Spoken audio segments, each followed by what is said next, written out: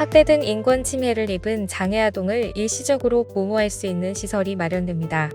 보건복지부는 2022년 피해장애 아동 쉼터를 설치할 지방자치단체 공모 결과 서울과 부산, 경기 등 3개 지자체가 선정됐다고 밝혔습니다. 피해 장애 아동 쉼터에는 장애인 권익공무기관이나 지자체 등이 학대 등의 피해를 인정해 쉼터에 입소를 의뢰하면 입소할 수 있습니다. 쉼터 입소 정원은 남자 어린이와 여자 어린이 각 4인이며 올해 7월 운영을 목표로 설치될 예정입니다. 음식점, 편의점, 제과점 등 소규모 공중시설에 대한 편의시설 설치 의무 기준이 강화됩니다. 보건복지부는 이 같은 내용을 담은 장애인, 노인, 임산부 등의 편의 증진 보장에 관한 법률 시행령 일부 개정령안이 4월 26일 국무회의에서 의결됐다고 밝혔습니다.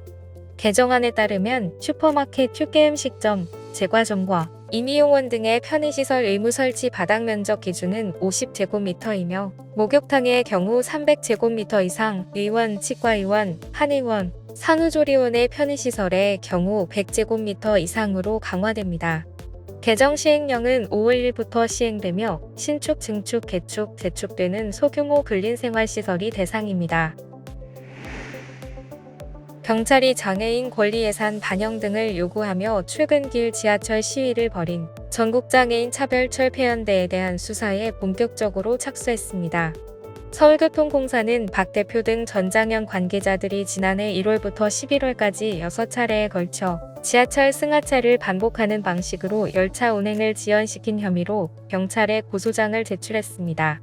전장현 박경석 대표는 장애인 권리가 보장되지 않는 것들에 대해 먼저 수사하라며 사법부에서 불법이라고 하면 처벌받을 것이라고 말했습니다. 서울경찰청에 따르면 전장현 등이 주도한 시위에 대해 전차원 행방해, 업무방해, 미신고 집회 개최 등 혐의로 여러 건이 고발됐으며 최근 6명 조사를 진행했고 절차대로 수사한다는 방침입니다. 대통령직 인수위원회가 코로나 100일 로드맵 프로젝트를 발표했습니다. 인수위는 감염에 안전한 동네 병의원을 약 4,000개를 확충할 것과 국립재활원 내 장애인 전담 음압병상을 확대할 방침입니다.